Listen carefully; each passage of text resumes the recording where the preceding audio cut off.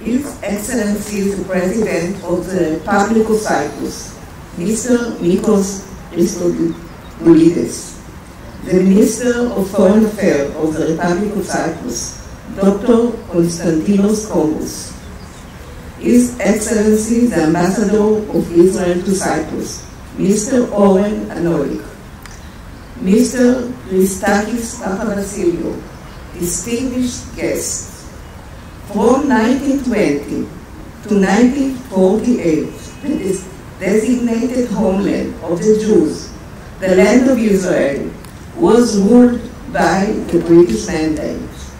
The immigration policy of the British Mandate restricted the influx of Jews to the land of Israel.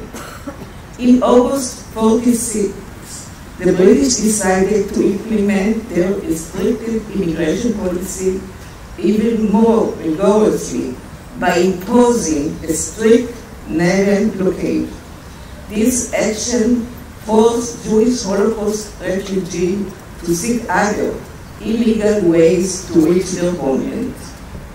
My parents were Holocaust survivors.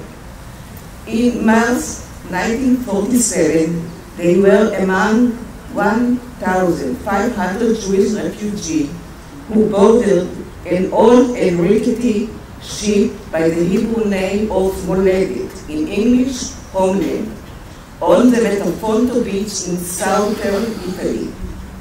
During the attempt to outrun the British blockade, the ship was captured at sea, and almost all of the Holocaust survivors on board were eventually brought to Camp 67 here on the island of Cyprus.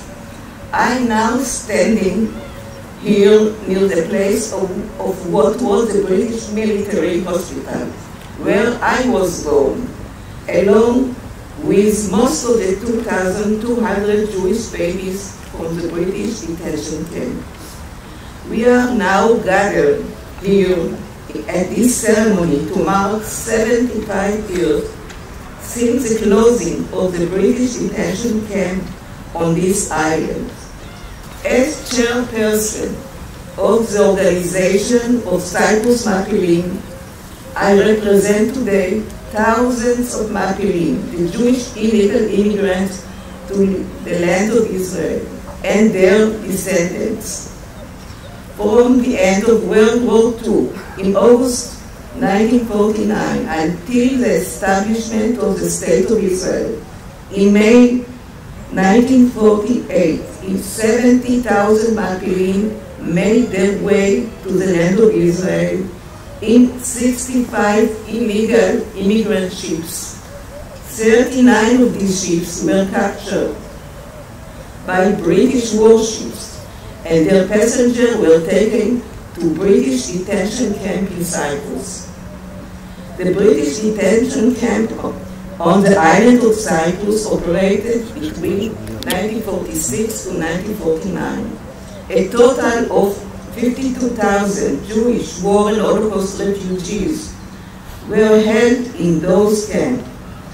Although the British mandate ended on May 14, 1948, with the establishment of the State of Israel, Britain did not free all the detainees, nor did they close the camp on Cyprus until February 10, 1949. This action was to intentionally prevent young Jewish men and women to reach the new Israeli state, so they could not join in the Israeli War of Independence in order to defend Israel against the attack of 7 surrounding Arab states. The British Army built 12 camps at 4 sites in Cyprus, each enclosed by barbed wire fences. The living conditions in the camp were harsh and oppressive. The refugees were housed in tents and shacks with no furniture and suffered from overcrowding, lack of electricity, virtually non-existent sanitation facility, and a very limited supply of food and water rations, as well as lack of employment. We will never forget the assistance of the local Cypriot given to the Jewish refugees who were incarcerated in the British detention camp. Hundreds of Cypriot workers were employed in the building and maintenance of the campus. Many of them sympathized with the Jewish detainees who risked their lives in their attempt to reach their homeland. The Cypriot workers did many small but significant services for the detainees. Cypriot workers and riders had to find hiding places for those few who managed to escape from the camp, providing them with food and water. Exceptionally important help was given by Prodromos Papavassiliou, who was active in the labor union.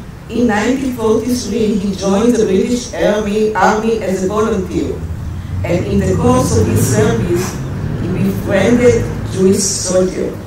Papavassiliou helped in smuggling weapons into the camp and aided in the operation of an underground radio.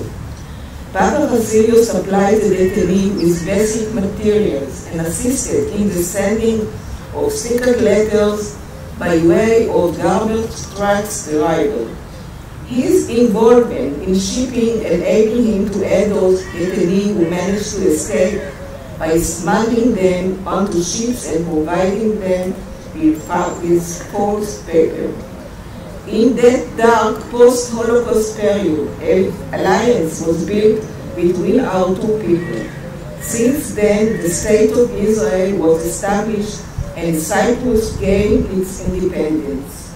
This budding friendship became a bond between the State of Cyprus and the State of Israel that is reflected in many collaborations that exist today.